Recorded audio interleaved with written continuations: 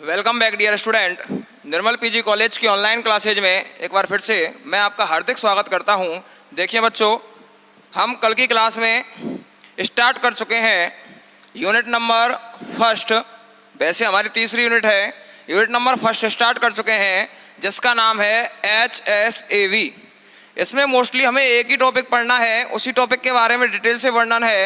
HSAV principal या HSAV का नियम। इसका मतलब H का मतलब होता है हार्ड, S का मतलब होता है सॉफ्ट, A का मतलब होता है एसिड और B का मतलब होता है बेस। कहने का मतलब hard, soft, acid, base principle हमें पढ़ना है। इसके अंदर यही डिटेल से पढ़ना है हमें। लेकिन उससे पहले हमारे पास क्या आना चाहिए, एसिड के बारे में हमें नॉलेज होनी चाहिए। कल की क्लास में हम पढ़ चुके हैं कि सबसे पहले एसिड को उनके स्वाद के आधार पर देखा जाता था। यदि कोई पदार्थ स्वाद में खट्टा है उसे क्या कहा गया, एसिड कहा गया। और यदि कोई पदार्थ स्वाद में कड़वा है उसे क्या कहा गया, बेस कहा गया। लेकिन हम भी जानते हैं कि कई एसिड ऐसे होते हैं, कंसंट्रेट स्थिति में कई एसिड होते हैं जो हमारी जीभ को भी जला सकते हैं या हमारे शरीर को क्षतिग्रस्त कर सकते हैं। इसीलिए इस वाले कॉन्सेप्ट को क्या कर दिया गया, निराधार कर दिया गया कि इससे हम एसिड बेस के लिए जांच नहीं कर सकते। उसके बाद आया था कि यदि कोई पदार्थ H+ आयन दे रहा है तो वह क्या होगा, एसिड। और यदि कोई पदार्थ OH- आयन दे रहा है तो वो क्या होगा, बेस होगा। ठीक है, उसके बाद ये वाला कॉन्सेप्ट आया। लेकिन इसके आधार पर भी हम सभी एसिड्स और सभी बेस के बारे में सही ढंग से जानकारी नहीं ले सकते। उसके बाद लुईस आए थे। लुईस ने कॉन्सेप्ट दिया कि ऐसे पदार्थ जो कि इलेक्ट्रॉन ग्रहण करने का कार्य करते हैं उन्हें क्या कहते हैं, अपन क्या कहते हैं, उन्हें एसिड कहते हैं। और ऐसे पदार्थ जो इलेक्ट्रॉन डोनेट करते हैं, इलेक्ट्रॉन दान करने का कार्य करते हैं, उन्हें हम क्या कहते हैं बच्चों, उन्हें हम कहते हैं बेस। ठीक है, तो उन्होंने क्या बताया कि इलेक्ट्रॉन ग्रहण करने वाले पदार्थ एसिड, इलेक्ट्रॉन डोनेट करने वाले पदार्थ बेस कहलाते हैं। इसके अलावा एक धारणा ये भी है जो कि हम लैब में देखते हैं, प्रैक्टिकल के रूप में देखते हैं, जिसकी ट्रिक है अपन देखें उसको। एसिड जो है क्या, एसिड जो है वह नीले लिटमस पत्र को लाल लिटमस पत्र में कन्वर्ट कर देता है। एसिड नीले लिटमस पत्र को लाल लिटमस पत्र में कन्वर्ट कर देता है। और बेस की बात करें तो बेस लाल लिटमस पत्र को नीले लिटमस पत्र में कन्वर्ट कर देता है। लिटमस पत्र क्या है, लिटमस पत्र एक ऐसा मापक है, ऐसा सूचक है जिसके माध्यम से हम उसके कलर चेंज के कारण उसकी एसिडिटी और बेसिसिटी को बता सकते हैं। करना क्या है, हमें उसका सॉल्यूशन लेना है, लिटमस पत्र को डुबोना है। हमने नीला लिटमस पत्र डुबोया, अगर वह लाल हो गया तो उसे हम कहते हैं क्या, एसिड। और हमने लाल लिटमस पत्र डुबोया और वह नीला हो गया तो उसे अपन क्या कहेंगे बच्चों, बेस कहेंगे। ठीक है, बच्चे इसमें बहुत कंफ्यूज होते हैं कि एसिड नीले को लाल करता है या बेस नीले को लाल करता है। तो उसके लिए आपको कुछ याद नहीं कर रखना, एक एक्टर का नाम याद रखना, अनिल कपूर। ठीक है, नायक पिक्चर देखिए, वही वाला अनिल कपूर। ठीक है, इसमें क्या है, ए का मतलब होता है अम्ल, नी का मतलब होता है नीला और ले का मतलब होता है लाल। कंफ्यूजन सारा दूर, अम्ल नीले को लाल करता है तो सीधी सी बात है क्षार लाल को नीला करेगा। ठीक है बच्चों, ये बात किसकी करी हमने, अम्ल और क्षार की। इसके बाद मैंने आपको बताया कि डेविसन चैट नामक जो 3 वैज्ञानिक थे आपके, इन 3 वैज्ञानिकों ने क्या किया, एसिड और बेस को वर्ग ए व वर्ग बी में बांट दिया। वर्ग ए व वर्ग बी में बांट दिया। इस वर्ग ए के लिए पियर्सन नामक वैज्ञानिक ने कठोर शब्द का प्रयोग किया और वर्ग बी के लिए मृदु शब्द का प्रयोग किया। कठोर को अंग्रेजी में हार्ड कहते हैं, मृदु को अंग्रेजी में सॉफ्ट कहते हैं। किसने, पियर्सन नामक वैज्ञानिक ने। उन्होंने वर्ग ए की जो कठोर धातुएं थी उन्हें क्या कहा, जो वर्ग ए की धातुएं थी उन्हें कठोर अम्ल, और वर्ग बी की जो धातुएं थी उन्हें क्या कहा, उन्हें कहा मृदु अम्ल। इसी प्रकार से कठोर ए के या वर्ग ए के जो लिगेंड थे उन्हें क्या कहा, कठोर क्षार, क्योंकि लिगेंड क्षार की तरह कार्य करते हैं। और वर्ग बी के जो लिगेंड थे उन्हें क्या कहा, मृदु क्षार कहा। ठीक है बच्चों, इस प्रकार से उन्होंने क्या किया, इनको डिफरेंशिएट किया, वर्ग ए और वर्ग बी में कन्वर्ट किया। अब देखिए, ये तो हमने बात की कल की क्लास की। कल की क्लास में हमने क्या देखा, अब देखिए हम बात करते हैं वर्ग ए के कुछ गुणधर्मों की वर्ग ए की बात करें, किसकी बात कर रहे हैं हम, वर्ग ए की। वर्ग ए में मोस्टली क्षारीय धातु, कौन सी धातु, वर्ग ए में क्षारीय धातु, क्षारीय मृदा धातु व हल्के संक्रमण धातु, ये किस में रखे जाते हैं, वर्ग ए में रखे जाते हैं। ठीक है, वर्ग ए में किस किस को रखा, क्षारीय धातु, क्षारीय मृदा धातु, हल्के संक्रमण धातु को रखा। और इसके अलावा H+ भी क्या है आपका, वर्ग ए की धातु है, वर्ग ए का एलिमेंट्स या आयन है। अब देखिए बच्चों, हम जानते हैं क्षारीय धातु क्या होती है आपकी, हलीना की रव से फरियाद होती है कि नहीं होती है। इसका मतलब ये सारे क्या है, कठोर हैं, ये सारे कठोर हैं अन्य की तुलना में। लेकिन हम अगर देखें तो आपको मेनली इन तीनों को क्या मानना है, कठोर मानना है। लेकिन ये नीचे वाले कठोर नहीं होते, क्योंकि साइज क्या हो जाएगी इनकी, बड़ी हो जाएगी। साइज क्या हो जाएगी बच्चों, बड़ी हो जाएगी। ये मोस्टली कठोर नहीं माने जाते। सीजियम को क्या मानते हैं अपन, मृदु, क्या मानते हैं बेटा, मृदु मानते हैं। ठीक है, कठोर मृदु की बात बाद में करेंगे। लेकिन चूंकि उसने वर्ग ए को क्या कहा है, कठोर कहा है, इसलिए मैं आपको बता देता हूं कि यहाँ पर इनको कठोर नहीं माना जाता। ये RbCs Fr ये क्या है आपके, मृदु होते हैं। ठीक है, उसके बाद क्षारीय मृदा धातु की बात करें तो कौन से आते हैं, beryllium, magnesium, calcium, strontium, barium और उसके अलावा रेडियम। ठीक है, ठीक उसी प्रकार जैसे ये बड़े आकार के आ रहे हैं, इन्हें कठोर नहीं माना जाता। ये कैसे होते हैं बच्चों, ये होते हैं आपके मृदु। कैसे होते हैं, मृदु। ये क्या होते हैं, इन्हें कठोर माना जाता है। अब आती है हल्के संक्रमण धातुओं की बात। अब हल्के संक्रमण धातुओं से हमारा तात्पर्य क्या है, पहले ये समझिए। हल्के संक्रमण धातुओं से हमारा सीधा सीधा तात्पर्य है कि मान के चलो हमारे 3D सीरीज में 21 से लेकर 30 तक के तत्व आ रहे हैं, तो आप ये मान सकते हैं कि लास्ट के जो तत्व हैं 28, 29, 30 या 27, 28, 29, 30, इनको आप क्या मान सकते हो, उन्हें मान सकते हो आप भारी धातु। क्या मान सकते हैं हम, भारी धातु मान सकते हैं। 29, 30 को मान लीजिए। ठीक है, और आए के सब क्या होंगे, हल्के। इस वर्ग के लिए, इस आवर्त के लिए, इस आवर्त के लिए ऐसा होगा। और वर्ग की बात करें तो ऊपर से नीचे जाने पर कौन सी आएंगी, भारी धातुएं, और ऊपर ऊपर कौन सी होंगी, हल्की धातुएं। क्योंकि ऊपर से नीचे जाने पर परमाणु का आकार बढ़ेगा, परमाणु द्रव्यमान भी बढ़ेगा, चूंकि परमाणु क्रमांक बढ़ता है। आवर्त सारणी के बारे में आप अच्छे से जानते हो, ऊपर से नीचे जाने पर परमाणु का द्रव्यमान बढ़ता है, परमाणु क्रमांक बढ़ता है। ठीक है, बाएं से दाएं जाएंगे तो परमाणु क्रमांक बढ़ेगा, साथ के साथ परमाणु द्रव्यमान भी बढ़ेगा। इसलिए लास्ट के तत्वों को भारी तत्व में कंसीडर किया जाता है। ठीक है, तो इसमें हल्के संक्रमण तत्व में कौन कौन से आएंगे, CO3+, 27 परमाणु क्रमांक, Fe3+, इसे अपन क्या मानते हैं बच्चों, इन्हें मानते हैं हल्के संक्रमण धातुओं में Ti4+। ये सारे क्या है आपके हल्के संक्रमण धातुएं हैं। क्या है बच्चों, हल्की संक्रमण धातुएं। अब बात आती है कि इनके गुणधर्म कौन से हैं वर्ग ए के। तो वर्ग ए के गुणधर्मों की बात करें तो पहली बात तो इनका आकार क्या होता है बच्चों, छोटा होता है। इनका आकार क्या होता है, छोटा होता है। ठीक है, इसके बाद अगर हम बात करें तो इनकी ऑक्सीडेशन स्टेट, ऑक्सीकरण अवस्था कैसी होती है बच्चों, हाई होती है।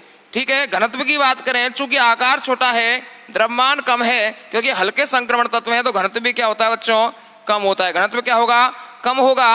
अब हम जानते हैं कि कोई भी धनात्मक चार्ज, क्योंकि सभी धातुएं हैं वर्ग ए में, वर्ग ए की धातु की बात कर रहे हैं, सभी धातुएं हैं, सभी पर कैसा चार्ज है, धनात्मक चार्ज है। क्या है बच्चों, धनात्मक चार्ज है। हम जानते हैं कि इनका धनात्मक चार्ज छोटा आकार का है। कैसा है, छोटा आकार है, ऑक्सीडेशन स्टेट हाई है।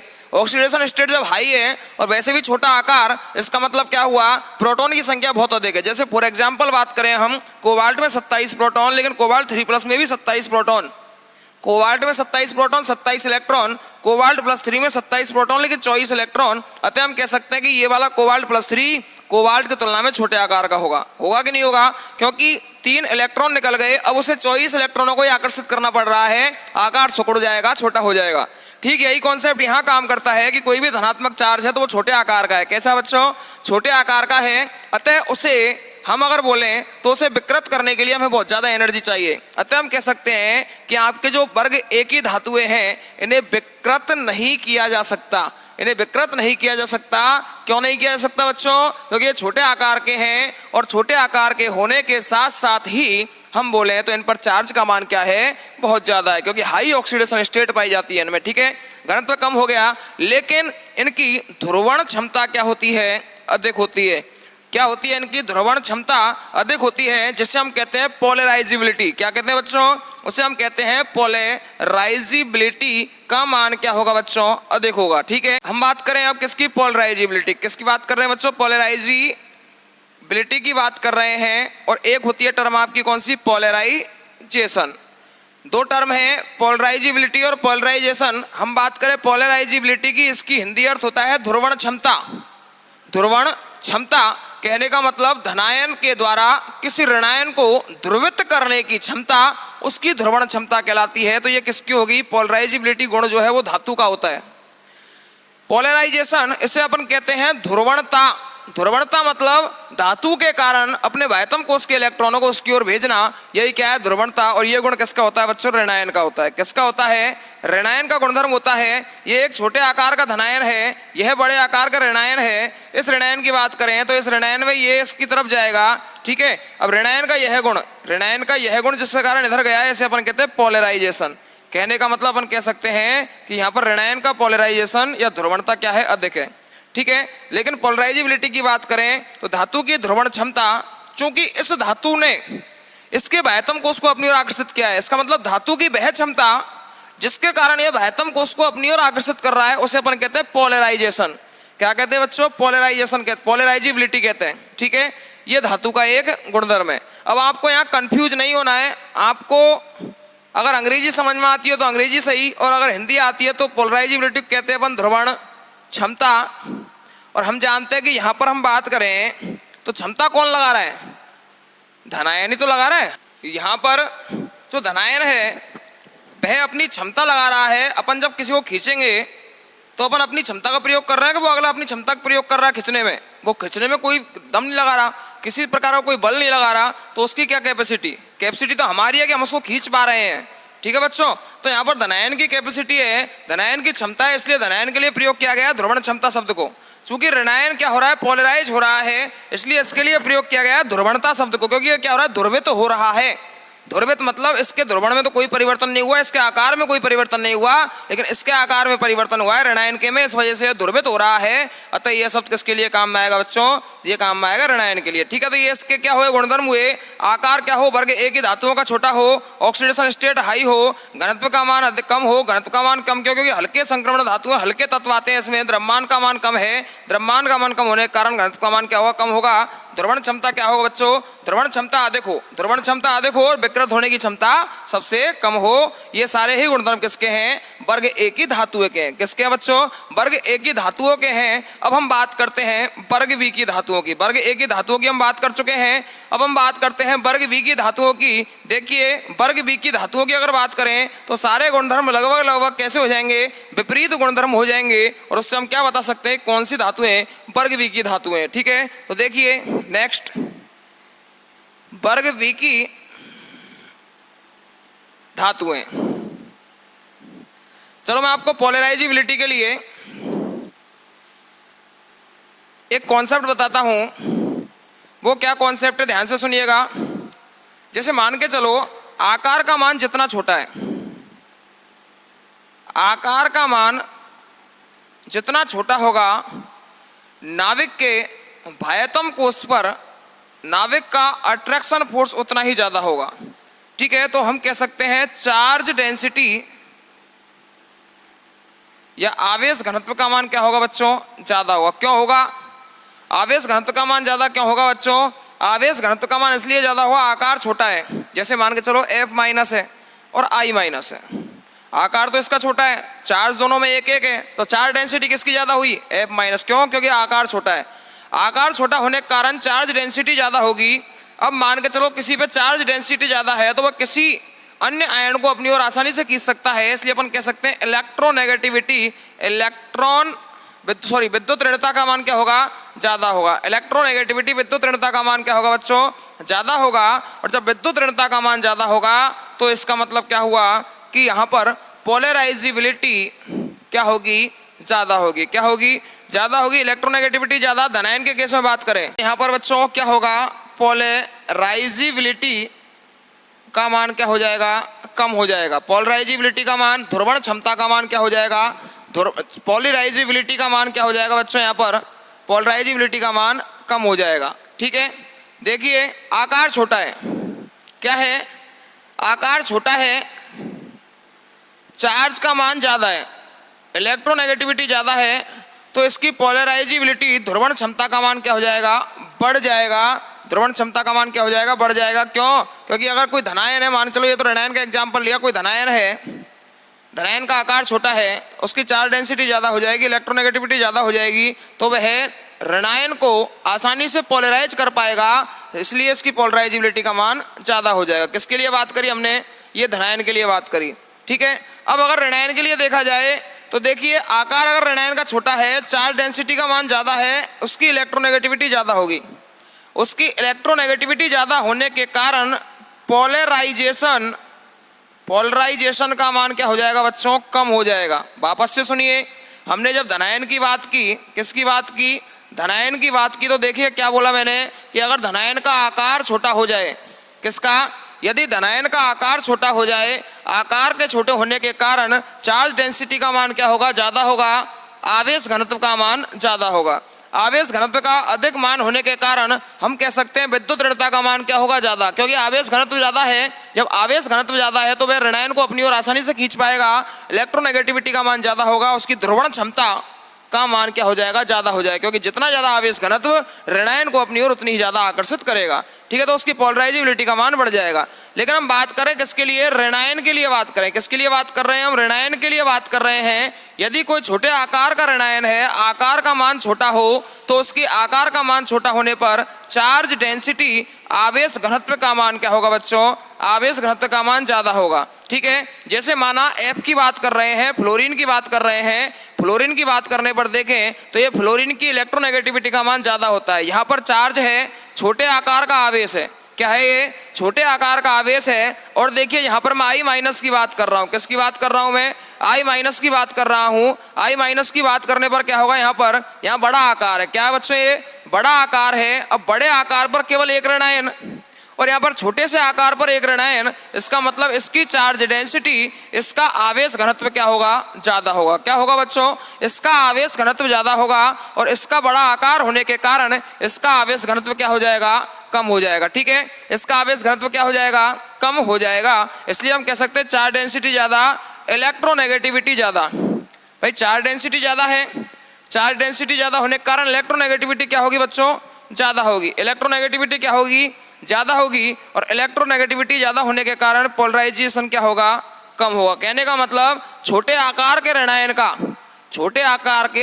का पोलराइजेशन कम होता है। अब आप सारी चीज़ें भूल जाइए, केवल एक चीज़ याद रखिए कि छोटे आकार का जो धनायन है, छोटे आकार का जो धनायन है, उसकी ध्रुवण क्षमता क्या होती है, ज़्यादा होती है। लेकिन छोटे आकार का जो ऋणायन है, उसकी ध्रुवणता क्या होती है, कम होती है।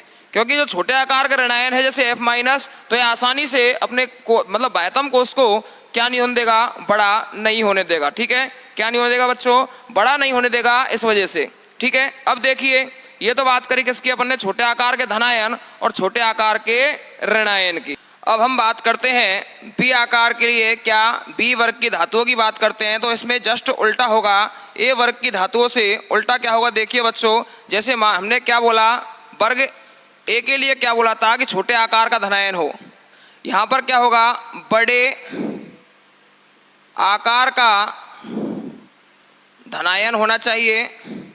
क्या होना चाहिए, बड़े आकार का धनायन होना चाहिए। उसके बाद सेकंड नंबर बात करें तो इलेक्ट्रोनेगेटिविटी का मान क्या होगा बच्चों, कम होगा। जब आकार का मान बड़ा होगा तो बड़ा आकार होने के कारण उसकी इलेक्ट्रोनेगेटिविटी कम हो जाएगी, विद्युत ऋणता कम हो जाएगी। ये चीज़ तो आप भी समझते हो ना भाई, बड़ा आकार हो गया, चार्ज डेंसिटी कम हो गई। जैसे मान के चलो एक तो है अपना Li+ और एक है Cs+, इसका आकार इतना बड़ा है, केवल एक धनायन छोटा सा, और इसका आकार इतना सा, फिर भी एक धनायन।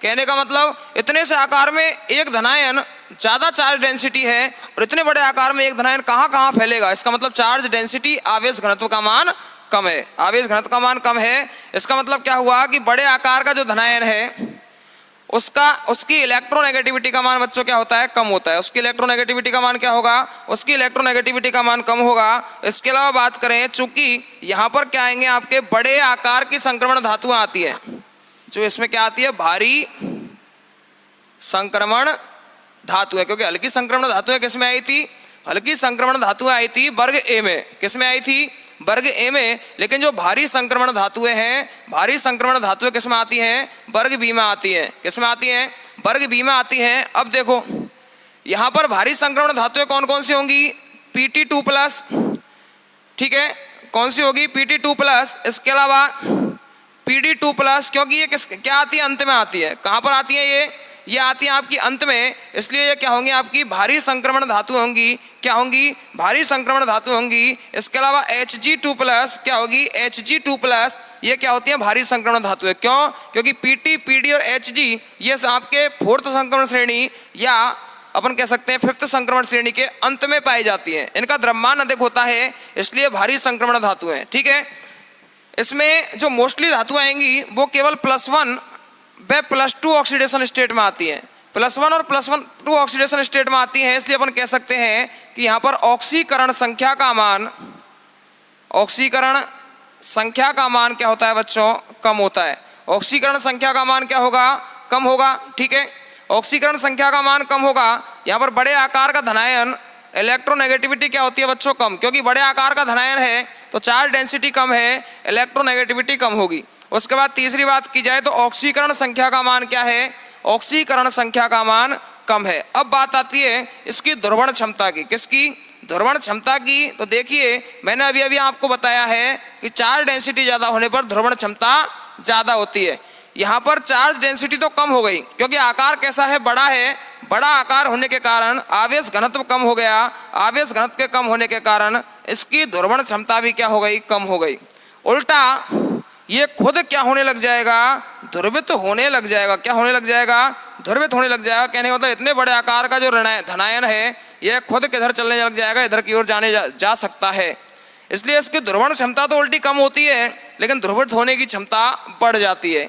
क्या हो जाती है, ध्रुवित होने की क्षमता बढ़ जाती है, ध्रुवण क्षमता का मान कम होता है। अब आपको डिफ्रेंशिएट कैसे करना है वर्ग ए और वर्ग बी में। वर्ग ए के लिए बात करें तो छोटे आकार का धनायन होता है, वर्ग बी में बड़े आकार का धनायन होता है। वर्ग ए की बात करें, छोटा आकार, आकार कैसा बच्चों, छोटा। आकार के छोटे होने के कारण हम बात करें तो उसकी इलेक्ट्रोनेगेटिविटी क्या होगी, ज़्यादा होगी। वर्ग ए में इलेक्ट्रोनेगेटिविटी ज़्यादा होगी, क्योंकि आकार छोटा है और आवेश का मान उतना ही मानो, जैसे +1 इसमें और +1 उसमें, तो उसकी इलेक्ट्रोनेगेटिविटी का मान ज़्यादा होगा। और वर्ग बी के लिए बात करें तो आकार का मान इतना बड़ा होने के कारण आवेश घनत्व क्या हो जाएगा, चार्ज डेंसिटी क्या हो जाएगी, कम हो जाएगी। और चार्ज डेंसिटी के कम होने से हम कह सकते हैं चार्ज डेंसिटी कम है तो ये लिगेंड को या कह सकते हैं ऋणायन को पोलराइज नहीं कर पाएगा। इस वजह से इसकी इलेक्ट्रोनेगेटिविटी कम है और इसकी ध्रुवण क्षमता क्या हो जाएगी, कम हो जाएगी। ध्रुवण क्षमता कम क्यों हो गई, क्योंकि आकार बड़ा हो गया। अब यह उल्टा ध्रुवण क्षमता कम, ध्रुवित होने की क्षमता बढ़ जाएगी। यह खुद ही क्या होने लग जाएगा, उल्टा ध्रुवित होने लग जाएगा। यह ध्रुवण तो करेगा या नहीं करेगा, लेकिन स्वयं क्या होने लग जाएगा, ध्रुवित होने लग जाएगा। अब बात करते हैं हम ऑक्सीकरण संख्या की, ऑक्सीडेशन स्टेट की। तो देखिए बच्चों, ऑक्सीडेशन स्टेट की बात करें तो ऑक्सीडेशन स्टेट उसमें +1 और +2 वाले आते हैं।